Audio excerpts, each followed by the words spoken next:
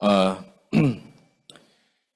tentang Mamaprin sendiri ini kita sudah mengetahui sebelumnya bahwa di mana hasil dari low risk dan tidak memerlukan kemoterapi dan hasil dari Mamaprin dengan high risk memerlukan kemoterapi.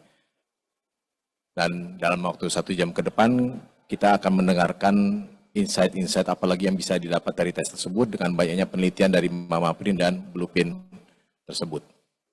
Sudah bisa? Online-nya?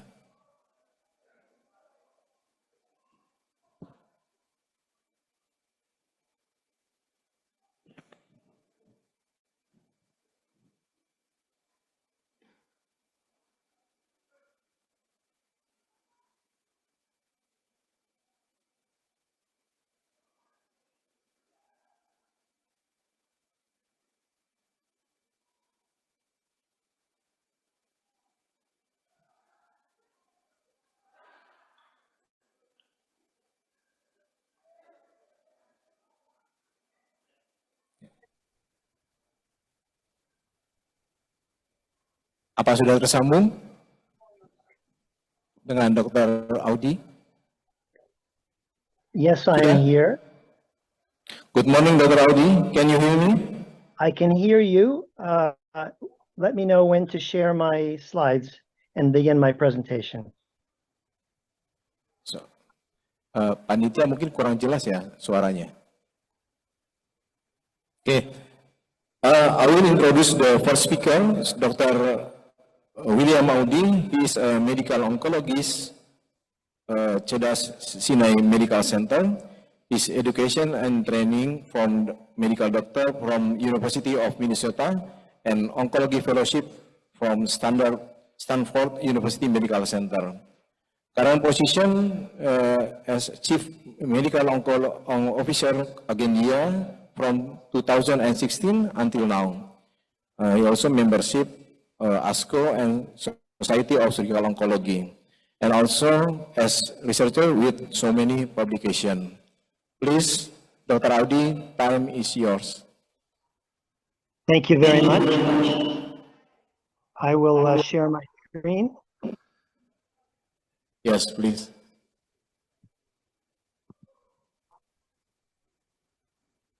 You should be able to see my slides now.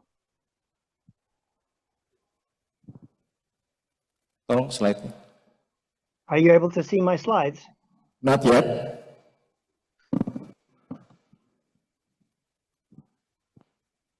Well, I am sharing the screen. I still cannot see your slide. Let me try once again.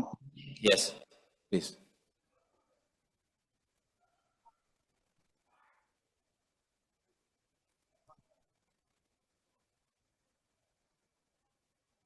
Can you see them now? No. Mungkin panitia bisa bantu slide dari Dr. Audi. I am sharing my slides. Yeah. We cannot see your slide, Dr. Audi. Well, they were visible earlier. I'm not sure what else to do. Yes.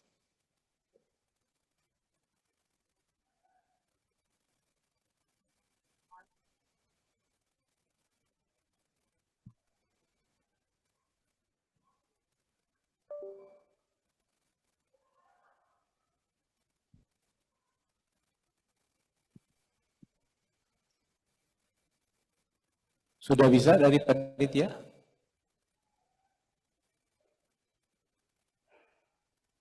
I'm sharing my slides. Are you still unable to see them?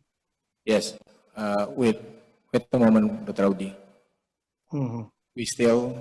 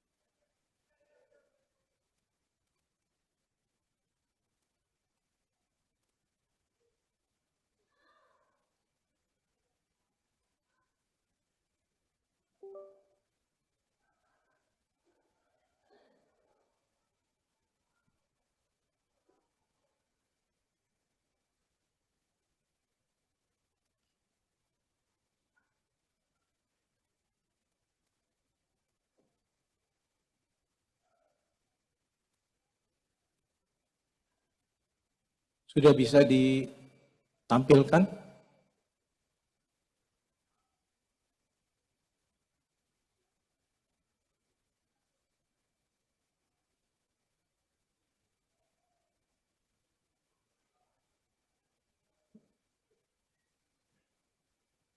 Ya, memang cukup jauh di Dr. Audi ini di Amerika.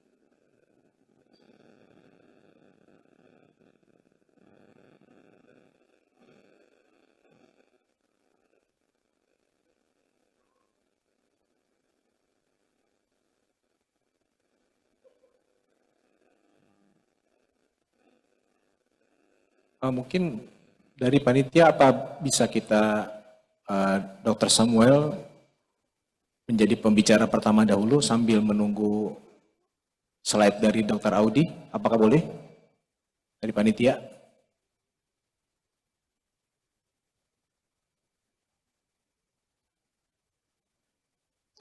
Supaya waktu juga terus berjalan.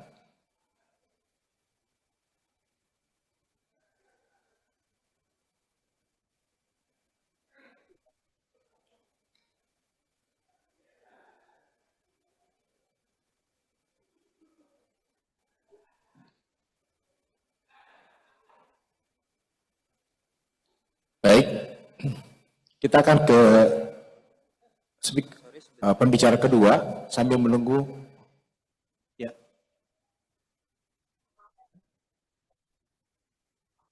Jadi, Dr. Samuel dulu ya.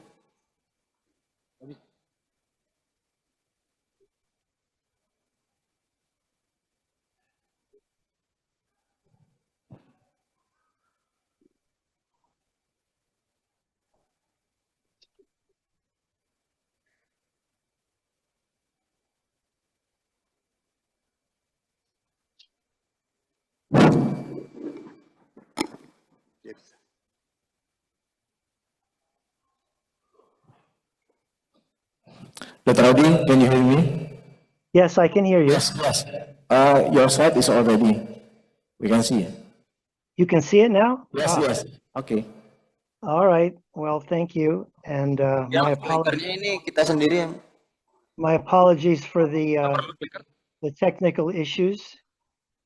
I hope you can hear me and follow the slides as I move them through. Please inform me if there's a problem. So thank you for the opportunity to speak with you. I am sorry I'm not there with you in person to make this easier.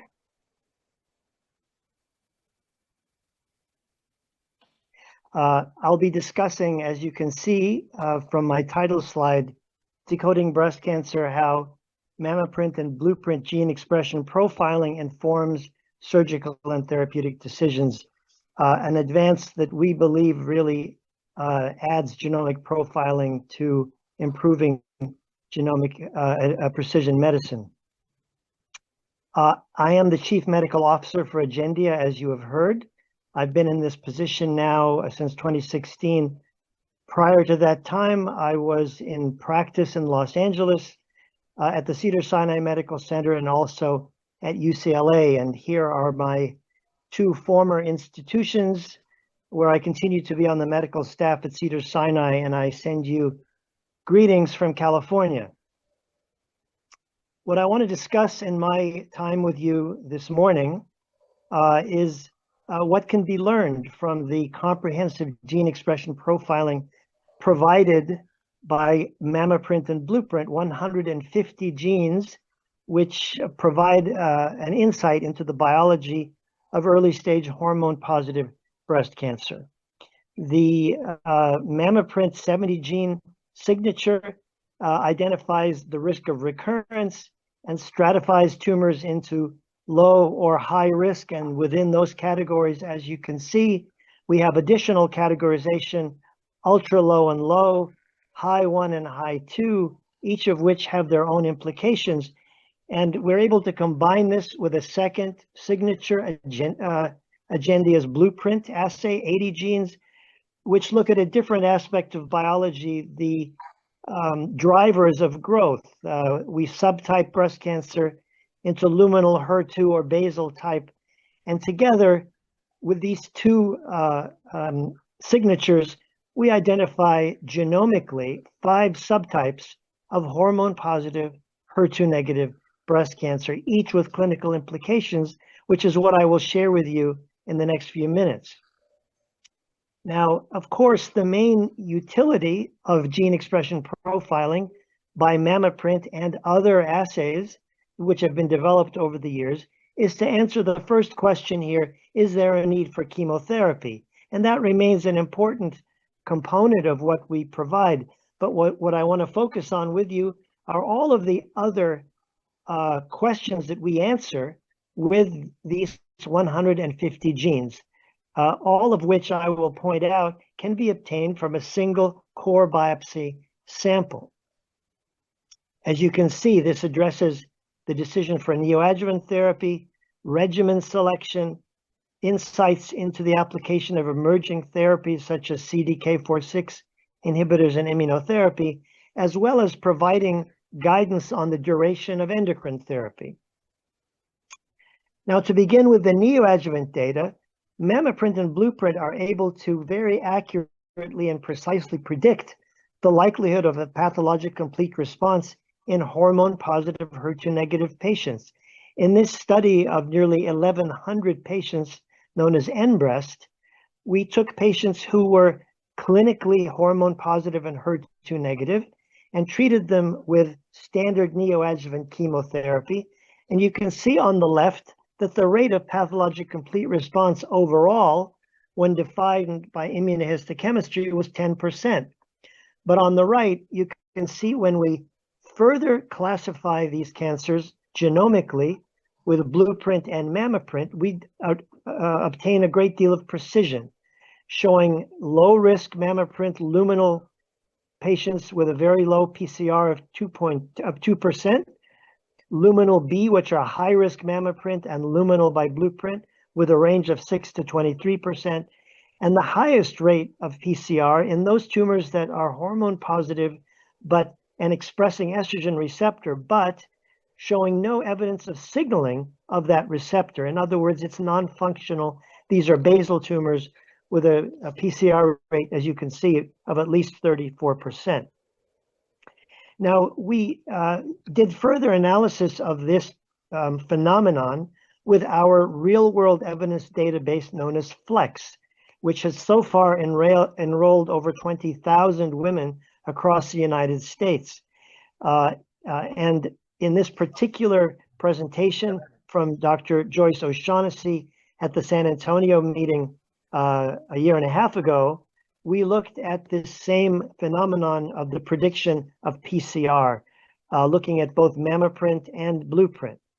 And in this group, we showed, as I'm showing you on the left, that there's a considerable difference in the likelihood of a pathologic complete response predicted by the MammaPrint assay alone. MammaPrint high 1, 6.3%, but high 2, nearly 30%. When we add Blueprint, we get even further precision, as you can see, with, on the far right, the MammaPrint high 2 group split by luminal or basal with very significant PCR rates over 20% for both of these subtypes.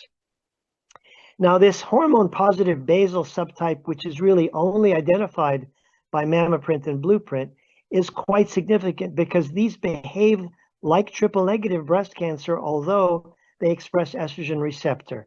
And what is shown here are 5-year outcomes based upon whether or not a patient achieved a PCR or had residual disease.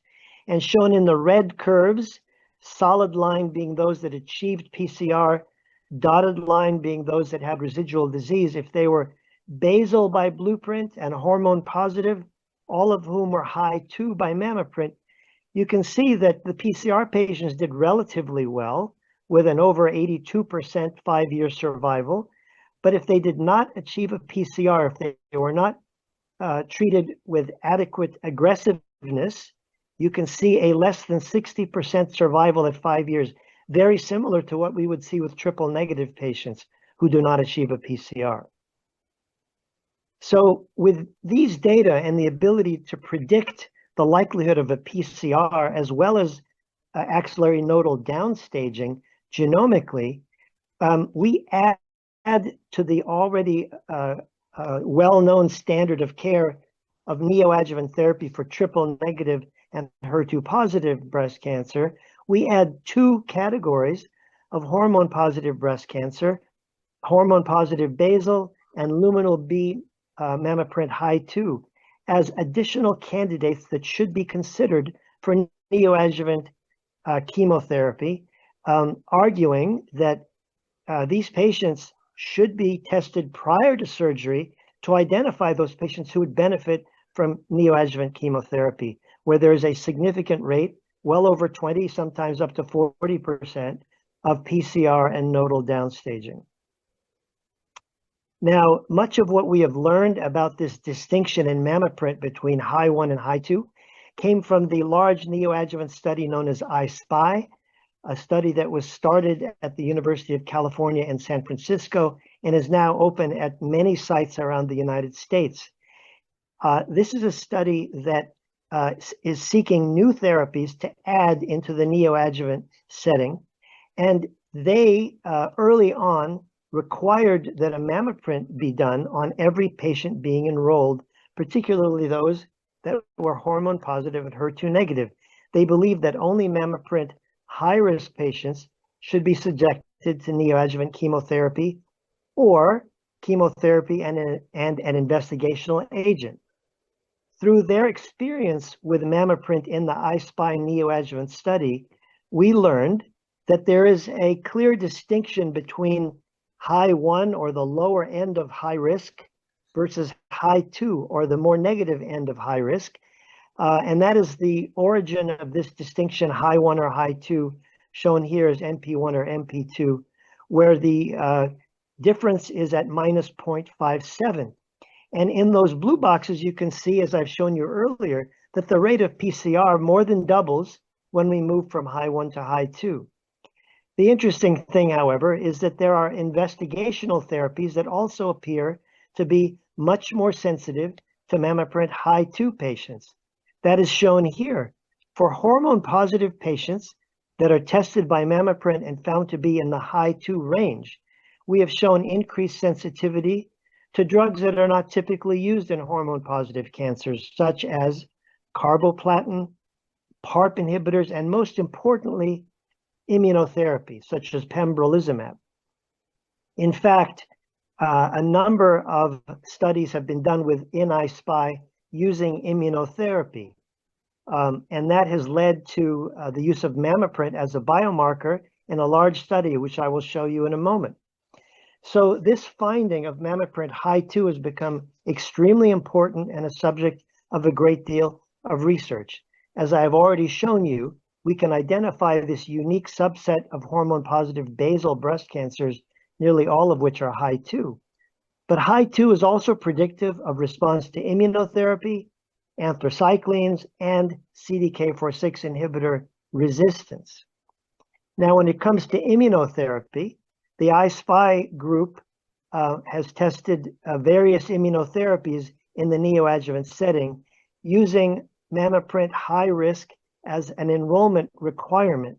So for these hormone positive HER2 negative patients, if they were high 1 and had an immunotherapy added to the chemotherapy, as shown on the left, 3 different arms, pembrolizumab plus another immunotherapy, or durvalumab, a PD-L1 inhibitor, and olaparib, you can see that for high 1, the improvement in PCR over chemotherapy alone was very small.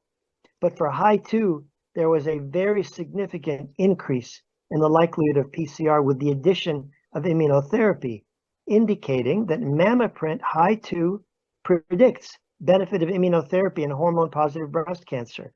And this has been the basis of a new trial in the United States in the Southwest Oncology Group Cooperative Group Trial 2206. Here is the design of that neoadjuvant study. Patients who are stage 2 or 3, hormone positive, HER2 negative, and MammaPrint high risk 2 on a preoperative core needle biopsy can be enrolled and randomized to receive either ACT, neoadjuvant chemotherapy, or ACT plus the AstraZeneca PD-L1 inhibitor durvalumab. An important study to prove that MammaPrint high 2 is the best biomarker for identifying sensitivity to immunotherapy in hormone-positive breast cancer. Now, another aspect that we have reported on in the last year and a half is that MammaPrint high 2 also predicts sensitivity to anthracycline in the hormone-positive population. The use of anthracycline is still controversial. There is no clear guidance on when anthracycline will be beneficial for a hormone-positive patient. And most clinicians, including myself as a medical oncologist, would tend to give adriamycin to clinically higher risk patients. But what we have shown, as in this study here, is that that is not really the case when we use genomics rather than relying strictly on clinical parameters.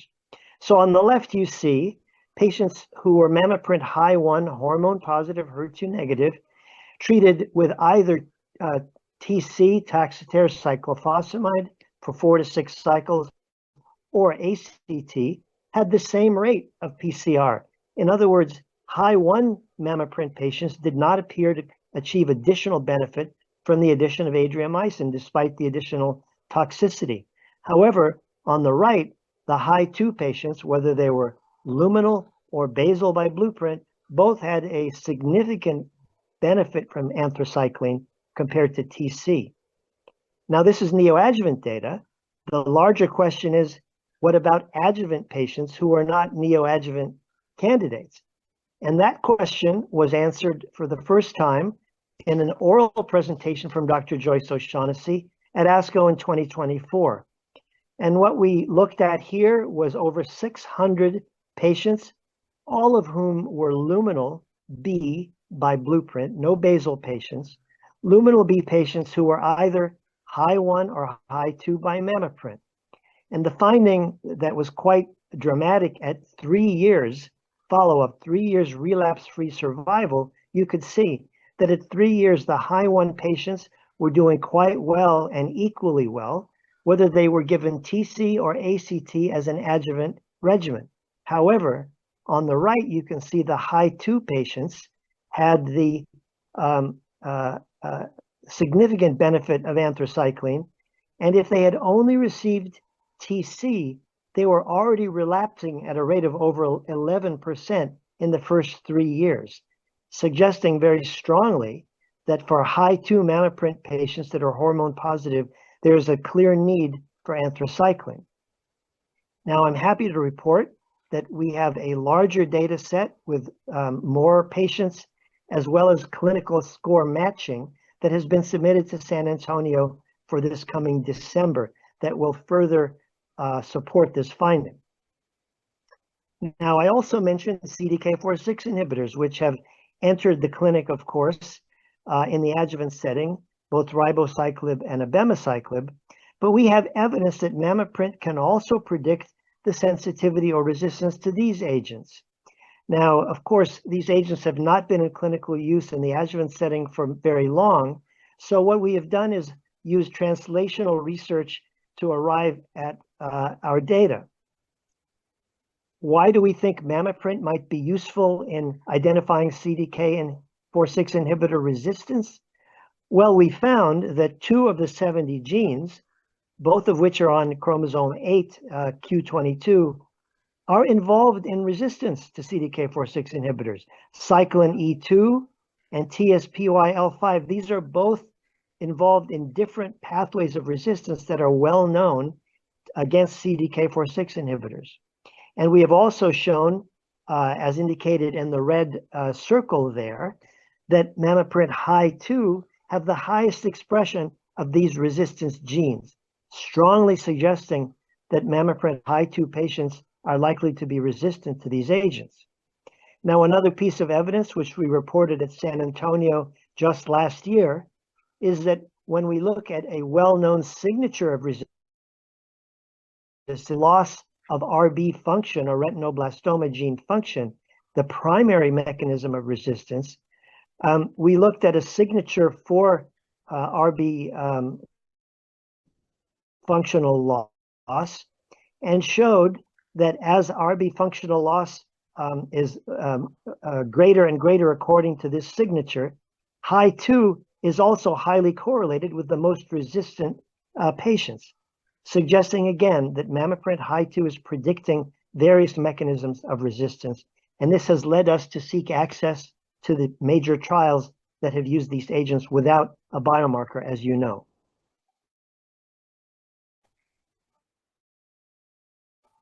Now, to close, I will mention the final aspect of of course, we believe this is a therapy for all hormone-positive, HER2-negative patients, but we now stratify the low-risk patients into low and ultra-low, which has significant implications for endocrine therapy management.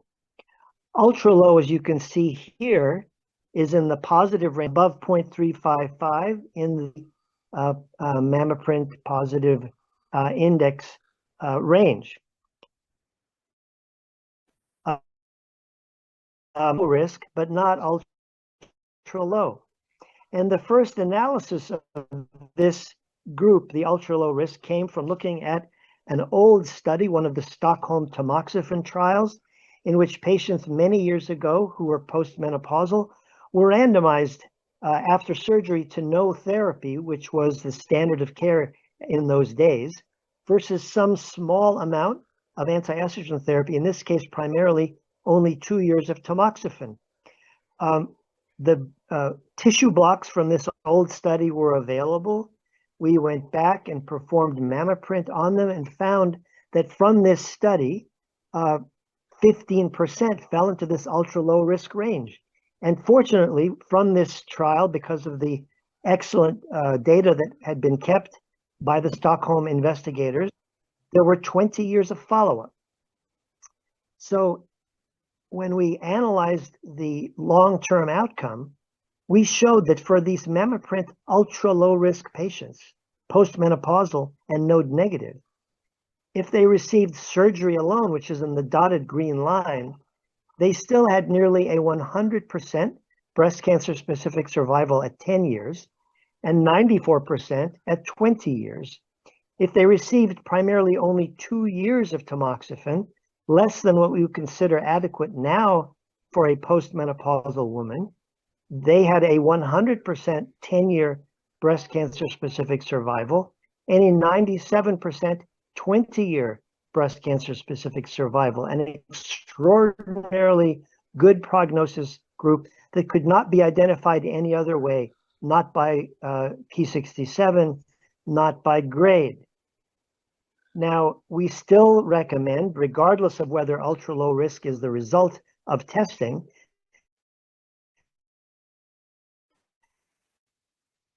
that a patient be a preventive benefit for second primaries as well. But our conclusion is that for postmenopausal women who are ultra-low risk by MammaPrint and having significant toxicity from their endocrine therapy, as many of them do, they may not really require a full 5 years and could be allowed to safely discontinue therapy early. The other major question, of course, regarding endocrine therapy is whether or not to extend it beyond 5 years. And we have also found considerable evidence that MammaPrint low risk rather than ultra low is the only group that benefits from extended endocrine therapy. Now, in order to prove this, we looked at one of the largest extended endocrine therapy trials ever performed, which was the NSABP B42 study, which compared 5 years of endocrine therapy versus 10 years of endocrine therapy in a cohort of postmenopausal women, stage 1, 2, or 3A. Now, the original study found a small benefit to the 10-year group of 3.3% improvement in disease-free survival. But when we applied Mamaprint to this group, we were able to further stratify them as shown here. On the left, you see the 3.3% benefit that was enjoyed across the entire group of B42, in which there was no biomarker to identify who did and who did not require that additional 5 years. But when we stratified these patients by Mamaprint risk, we found, to our surprise, that Mamaprint high-risk patients received absolutely no benefit from extending endocrine therapy beyond 5 years. Neither did the ultra-low-risk patient, who, as I just showed you, may not even need a full 5 years, certainly not 10. It was only the low-risk Mamaprint patients who certainly did not need chemotherapy, but they were exquisitely sensitive to endocrine therapy. And rather than a 3.3% disease-free survival benefit, they enjoyed a tripling of that to 9.5% improvement in disease-free survival. And we have a second study known as IDEAL, which has shown the same thing. So in this very quick overview of our most recent data, what I have shown you is that Mamaprint and Blueprint, the 150 genes in these two assays, can certainly inform surgical and systemic therapy decisions in early stage hormone positive HER2 negative breast cancer. You're aware of the data regarding MINDACT and the low risk Mamaprint patients being shown to not require chemotherapy. But what I've had the opportunity to show you just now are how all of these other questions are answered, which patients may get an excellent response to neoadjuvant chemotherapy, which patients may benefit from anthracycline. Certainly, as the studies progress, which patients may be the best candidates for immunotherapy or CDK4/6 inhibitors, and guidance on the duration of endocrine therapy. And with that, I will stop, and I will stop sharing my screen and hand over to the next speaker. Thank you, Dr. Audi, for the interesting presentation. Now we proceed to the next speaker, Samuel J. Haryono, MD, PhD. He is a consultant surgical oncologist from Darmais National Cancer Center, MRCC Siloam Semanggi, and Suci Hospital.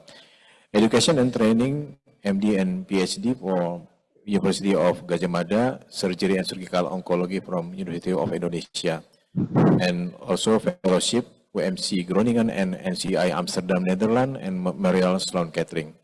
Please, Dr. Samuel, time is yours. Selamat siang.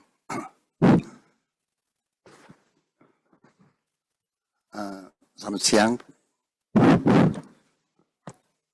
Ya, saya dapat tugas untuk mungkin menerjemahkan dalam bahasa Indonesia atau mencoba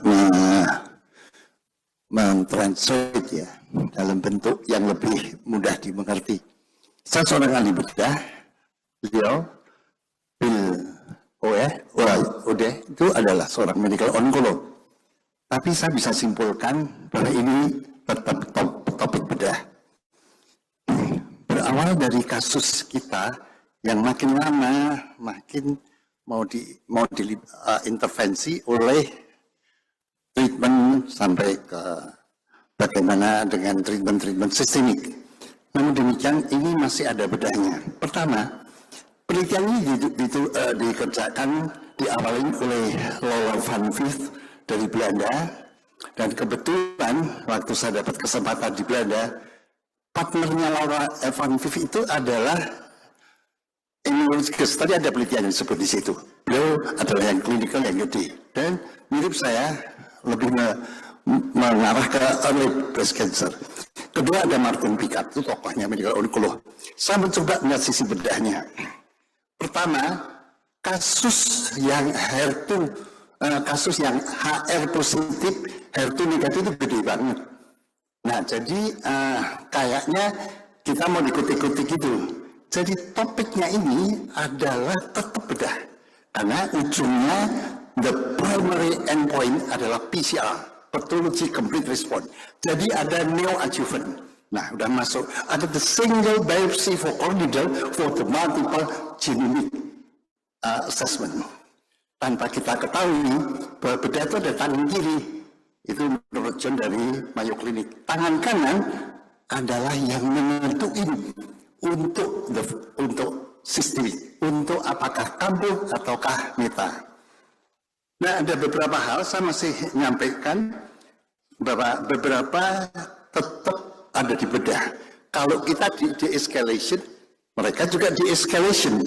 Jadi ini ada escalation. Dan tanpa kita ketahui, ternyata antara IHK dan ini apa? Dan genomic itu beda. Bahwa saya pernah nanya, apakah IHK triple negatif itu hanya suatu konsep aja. Pernah saya tanyakan dan suatu pertemuan di Eropa, saya di stop, jangan jawab. Tapi betul, itu hanya suatu perjanjian. Kan itu protein tingkatnya. Kalau kita lebih hulu, lebih ke molekul, maka kita akan dapatkan yang lebih jelas. Maka ditariklah ke RNA, ditarik di situ akan lebih jelas melihat lewat suatu pemeriksaan. Slide.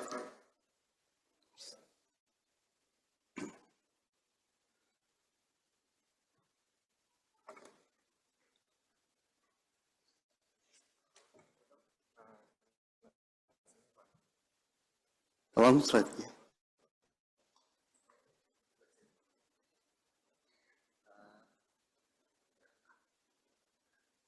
Terus. Ya. Terus. Ya. Nah, kita gold standar tetap PA, histopatologi, dan kita sudah meningkat ke IHK. IHK itu sudah masuk ke molekuler, tapi tingkat paling rendah protein. Dan apakah dengan molekuler genetik atau yang disebut genomic profiling itu ada mana yang kita ikut? Kita tetap ikut pada patologi, histopatologi. Saya bicara banyak tentang genomik, saya terus berdiskusi dengan patolog, ada batas. Tetap ini adalah gold standard. Bagaimana genomiknya masuk? Nah, perbedaan ini mungkin dalam kesempatan lain kita bisa diskusikan. Ketika kita masuk, ternyata hampir bisa menjelaskan. Tapi tadi saya bilang, tangan kanan itu ada genomik yang untuk terapi berikutnya. Nah, ini suatu pertanyaan. Nah, ini dicoba dijelaskan bagaimana dari PA yang IHK. Cukup lumayan ya, kita bisa melihat frekuensinya, histopatologinya, moderatnya, prognosisnya, dan respon terapi. Nah, ini adalah gold standarnya. Nah, kemudian kita mencoba mama perintah ada di mana. Ini adalah molecular profile ya, yang kita pakai, dan di situ ada gene expression. Ada expression, nanti ada lagi blueprint, lebih mengarah sub classification. Nah, itu untuk menentukan recurrent risk, artinya kemo atau tidak. Tetapi berikutnya menentukan banyak. Tadi ada 5. Antara lain pemilihan terapi, antara lain penundaan. Jadi sekarang ada yang extended, ada yang shorter untuk hormonal terapi.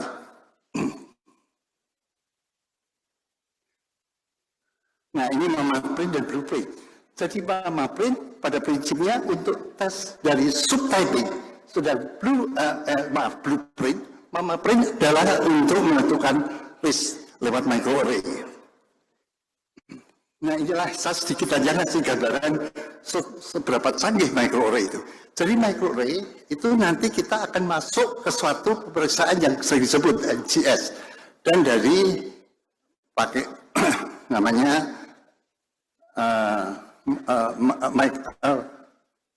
mamaprint ini pakai microarray, kemudian sampelnya pakai NGS, kemudian di report. Nah, kira-kira begini, kira-kira dari Helvetia dan patologi, itulah ada patologi, itu ada normal, itu ada campuran. Dari situ, ini lebih teliti nih. Nah, prosesnya ini NGS flow-nya ya. Intinya di sini ada sequencing dan akhirnya ada confirmation dari analisa. Dari ujung itu ada diambil ekstrak sampel yang macam-macam ya. Nanti ctDNA juga ada di sini. Bisa pakai FFPE dan selanjutnya. Nah ini kira konsep yang kita ikutin. Dari konsep ini sudah temukan sekarang 12 ya, ini masih 6. Di situ kita akan melihat 70 jenis pada mama print itu dijabarkan. Nah, masing-masing dari hormon itu dilihat. Jadi itu 70 jenis bagaimana fungsinya. Bisa sebutkan semuanya. Nah, akhirnya interaksinya itu kita lihat bagaimana dari RNA itu dirubah. Jadi namanya reverse transcription untuk cDNA kemudian diolah. Nah, persoalan ini yang kita akan temukan bahwa di dalam mama print itu terbuka untuk melihat bagaimana 70 jenis itu sudah membedakan. Yang satu jelas bahwa ini leukemia, yang satu tidak.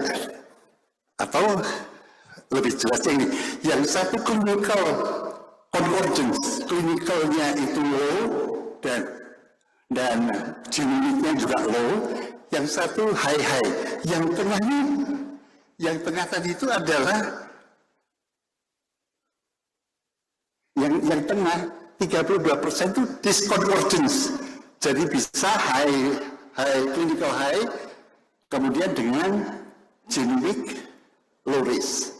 Atau sebaliknya klinikalnya low in risk. Ini yang akan kita bahas dan inilah yang nentuin untuk selanjutnya. Nah ini penting sekali. Kita nggak menyadari bahwa pembagian IHK itu terlalu kasar. Ternyata yang triple negatif, ini tadi pertanyaan saya waktu di sana di Busasong saya nanyakan itu ada dokter Kunto waktu itu kita sama-sama sama Jaguar. Private Jaguar itu ahlinya ini, bahwa ternyata Anda harus tahu bahwa tidak ada yang murni ER, tidak ada murni triple negatif. Jadi di dalam mama print itu adalah diubah menjadi basalite atau basal subset. Nah inilah presentasi bagaimana ternyata ada irisan itu menyilang. Jadi dari ER positif bisa sampai ke basal dan sebaliknya, dan ada HER2. Nah bagaimana kita melihat, tadi jelasin cukup jelas trial yang dicoba. Dan di sini kita akan menentukan ini adalah pathology complete response, bagaimana ternyata yang basal nanti responnya 24% lebih tinggi dibanding yang tadi. Nah tadi saya sebutkan ya, ultra low. Ada dua, low risk sama ultra low. Tadi saya sebutkan dasarnya mengulanginya. Yang low risk itu bisa pengobatannya lebih dari 5 tahun, sehingga terus 10 tahun. Kita nggak perlu, tapi ternyata setelah pembagian bisa 10 tahun. Dan itu pada usia yang more than 50. Nah, yang kedua, yang ultra low itu bahkan bisa dikurangi. Mama print berawal dari ajuan online. Apa ajuan online? Adalah clinical pathology features. Klinikalnya apa? Yang penting 3. Notes, grade, KI 7. Ya. Stadium boleh nanti. Nah, dari situ kita akan melihat low risk, high risk jadi dibagi 5. Nah, 5 itu tingkatannya 30, ini yang lama ya, 34% pada ER positif sama HER2 positif, 17%, 61% pada lumina, pada HER2 enriched 7%, 3% pada triple negatif. Nah, ini tadi mau menunjukkan ultra low. Nah, ini hanya ini suatu studi yang memakai bagaimana blueprint sama mama print itu bisa membedakan. Jadi nanti sebutnya jadi 5 antara gabungan 70 sama 80, 150 jenis itu memberikan sesuatu spektrum. Nah, dalam spektrum itu ada 5. Nah, dari ini yang dibanding antara masing-masing sampai TNBC.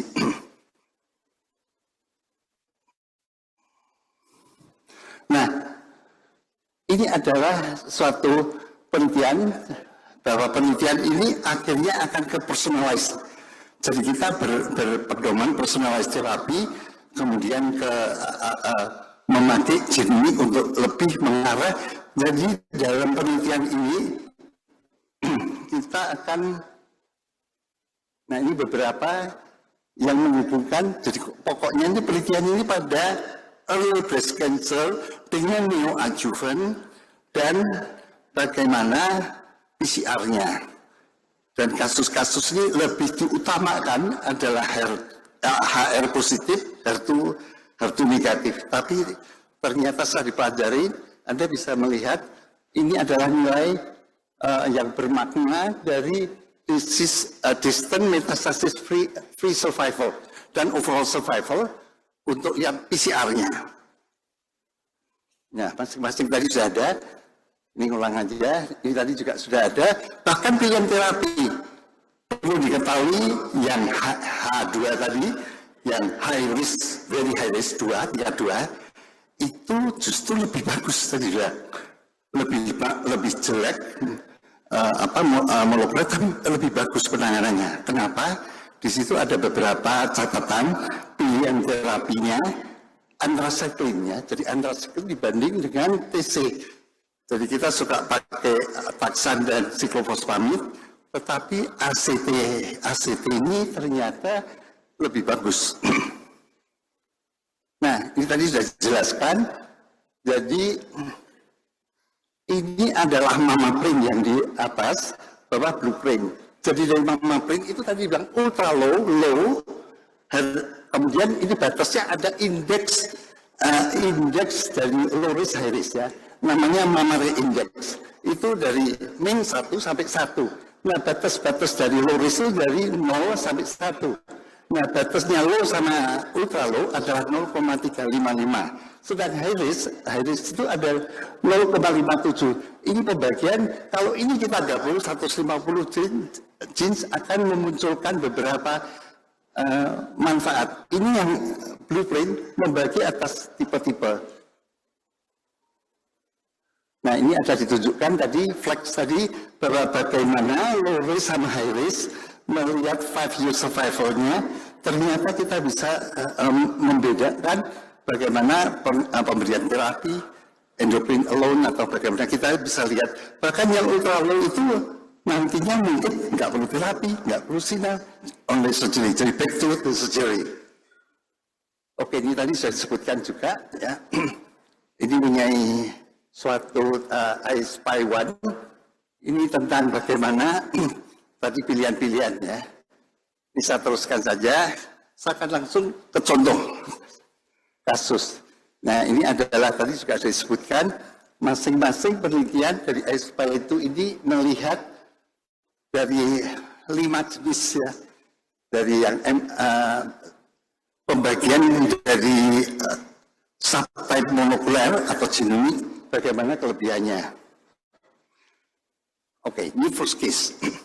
Seorang wanita 34 tahun, premenopausal, dan 34 tahun dengan riwayat sejak 2 bulan yang lalu,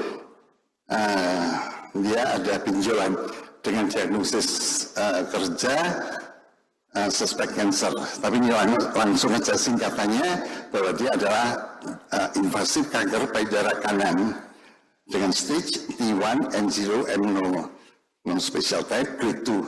Coba Anda ikutin. Histopathology result, ini IHK-nya, PR high. Kemudian progesteron bagus juga, ALPR bagus. CRB2 +1. Ki67 rendah. Ya, 25%, more than 20. Apa artinya?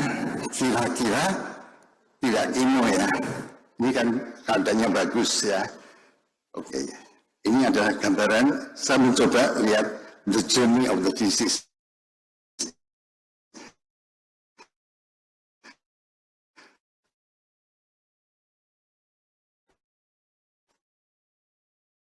Nah, data tadi fakta ini bermanfaat besar bagi bedah untuk melihat bahwa banyak yang nanti de-escalation. Nah, ini tadi kembali hasilnya PA-nya. Nah, kemudian kita akan pilihan terapi. Nah, ini journey-nya. Kita awali bahwa pada pertama itu visit pasien ini didiagnosis kerja dengan suspek kanker payudara kanan T1 and sorry ini salah M0 ya, M0, dan kasus ini kemudian kita mamografi hasilnya ini dan kita lakukan breast conserving surgery, kemudian hasil IHK-nya ini cara bukan pakai biopsi, core biopsi untuk preoperatif ya, ini cara yang konsep yang lama, tapi saya tetap ikut cara ini. Hasilnya demikian. Next, apakah di kemo atau enggak? Kira-kira enggak ya. Coba kita lihat dari Mama Print. Ini kembali hasilnya mamografi. Ya, jadi ada yang sebelah kanan itu bilasnya 4. Kemudian upper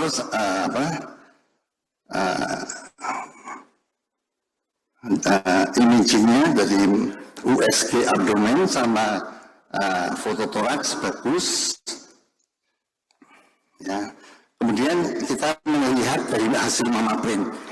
Wow, hasil Mama Print-nya dari luminal kayaknya A jadi B. Dan di sini terlihat angkanya bahwa kalau B itu dia sudah masuk negatif ya. Wow, saya pakai Mama Print itu mahal ya. Tetapi beruntung. Kita tahu bahwa ini risiko untuk nanti kabur ataupun menyebar. Di sini kita lihat bahwa luminal B. Nah, kalau kita lebih teliti di sini, kita bisa melihat perbedaan dari gambar ini itu 95,8 sama 95 itu masih ada tambahan ya. Kira-kira beda dari 6% itu membuat risiko tinggi. Nah, saya nggak salah, periksa itu mahal, karena kalau main kita itu teliti persis pada batas. But she has to get chemotherapy. Harusnya kalau hijau ya, saya harap hijau untuk meyakinkan. Tapi ternyata ada pada merah. Nah ini kita lihat bahwa dia tipenya disebutkannya. Nah ini saya ulang lagi adalah follow up-nya. Follow up kemudian, nah bagus, tidak ada ini, itu hanya skar atau seruman ya. Nah ini follow up 3 bulan berikutnya, tiap 6 bulan. Oke, ini bagus semua. Coba kita lihat sampai 25 April kita kontrol semua bagus. Terakhir kita lihat kita sekarang lebih banyak melihat ctDNA, tapi ini CA153 bisa kita follow up dari awal bagus. Oke. Setelah treatment ya, karena di kemo, saya coba cari yang kontroversi. Jadi biar kita lihat yang di tengah tadi ya, yang 32%. Kasus ini adalah seorang wanita, ini udah usia 68 tahun, female postmenopausal. Nah, dia keluhannya tentunya orang tua itu dia mau repotin anaknya, jadi kurang perhatian. Ya, ini ya saya tambah sedikit ya. Dan benjolan ini tambah besar sehingga dia itu ini dari sejawat seberang ya. Nah, diagnosis yang didapat ini saya langsung saja, diagnosisnya ini payudara kanan, T-nya T4. Jadi T4-nya lebih tepatnya T4C. Dia sudah nempel ke kulit dan juga ini. Kemudian grade-nya 2. Perineal invasion ini, wah ini dah tentunya ini adalah stadium klinikal, adalah high risk ya. Tentu harus kemo ya. ERPR-nya positif, HER2-nya, nah ini. Kainan saya sudah bicara ini soal kainan di kesempatan lainnya. Dan tentang ini HER2-nya plus 2, anggaplah negatif, masih dianggap negatif. Nah, dari data ini molekular subtype-nya apa treatment plan-nya? Nah, ini the journey ya. Dari sini lihat dari first visit-nya suspek saya amami. Karena ini orang ini ragu-ragu, maka sampai dia akhirnya dia di biopsi. Ini biopsi dulu, hasilnya adalah itu tadi yang saya sebutkan, dan akhirnya diputuskan di mastektomi. Tetapi kita menilai dari mama pre-nya low risk. Harusnya kan di kemo. Kalau kita umumnya ini kan stadium 3B. Nah, ini coba ya kita kembali lagi tadi hasilnya. Ini adalah, ini dari seberang kita nggak pernah pakai pad untuk staging. Cukup dengan USG, abdomen, dan ini padnya menunjukkan, tapi semua belum menyebar ya, dari 3B. Nah, mama pre-nya low risk-nya. Nah, di sini kita lihat bahwa dari mama pre-nya ini ternyata dia adalah plus 0,334 plus ya. Itu kan batasnya 0, jadi plus. Nah, kalau kita lihat lagi, ini adalah skor-skornya. Ternyata, wow, hijau ya. Orang tua ini nggak mau di kemo sebetulnya. Ya coba, kalau nggak kemo, kalau mama pre nanti, iya, saya nggak salah. Memang harus di kemo. Saya dengan keluarganya bisa jelasin, karena ini permintaan keluarganya, oke, kita periksa mama pre. Dan betul, nggak di kemo. Dan kemudian perkembangannya, bagus ya setelah kita ikutin tanpa kemo.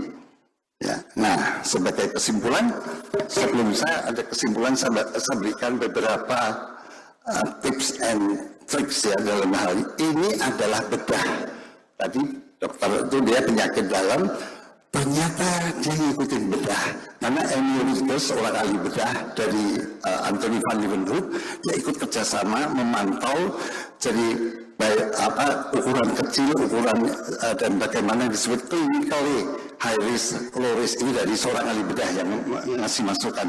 Jadi pertama bahwa kita melihat dari PCR itu bedah ya. If you do the neoadjuvant treatment, systemic treatment, you have to test to find out the result. It's the pathology complete response. Dari sini kita dibiayain meneliti lewat mama brain. Itu yang pertama. Kedua, kasus ini adalah kasus yang hormonal positif, yang paling banyak luminal. Ternyata dari luminal itu ada extended, ada justru yang reduce, itulah de-escalation dan escalation. Dan bahkan ada terapi yang dirubah. Terapinya ternyata dari anthracycline. Jadi kita kalau pakai ini ternyata hasilnya 0 untuk HER2 yang jelek. Sedangkan tadi yang extended tadi 100% dalam 5 tahun. Nah, kemudian saya juga menyebutkan di sini adanya mama print ini dengan blueprint ini sesuatu kombinasi untuk bagaimana kita melihat tadi ada beberapa pilihan terapi. Kemudian kita juga melihat high risk, low risk tadi, dan yang saya perlu juga sampaikan, ini pada kasus early ya, yang lebih banyak dipakai early breast cancer.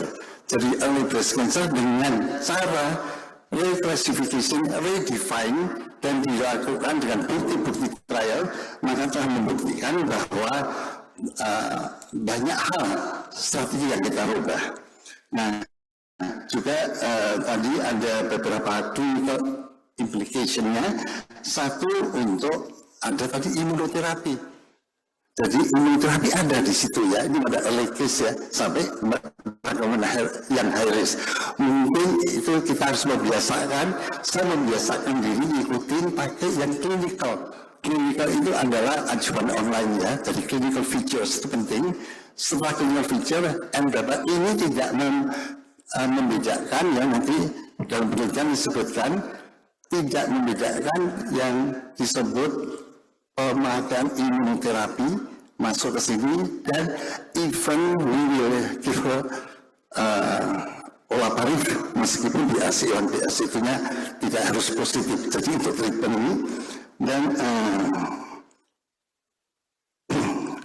jadi ini kita melihat semua dari beberapa hal yang kita bisa lihat. Mungkin dalam diskusi nanti akan kita lebih interaktif untuk menyampaikan bagaimana polisi kita sebagai ahli bedah yang tetap melakukan treatment sistemik. Mungkin untuk kesimpulannya ya bahwa MAMAPRIN dengan blueprint ini adalah sangat valuable untuk memberikan suatu guiding untuk treatment plan-nya, dan juga kita bisa melihat stratifikasi yang baru ya, bukan cuma IHK saja, yang baru dan beda banget, ada ultra low dan ada high risk, di mana kita bisa di escalation dan escalation. Dan yang kedua bahwa dengan kejelasan ini maka traditional treatment yang kita lakukan dengan histopathology akan berbeda-beda ke arah approach personal treatment. Dan juga terakhir bahwa ini bisa mengarah untuk suatu ya kita perlu tahu landscape daripada posisi kita ya. Nah juga tadi disebut juga staying informed untuk post-surgeon ya. Dan terakhir adalah ya nanti kita ada learning dan collaborations untuk ini. Jadi signature dari MAMAPRIN dan genomic profile adalah sangat membantu ahli bedah dalam treatment selanjutnya. Terima kasih. Terima kasih Dr. Samuel atas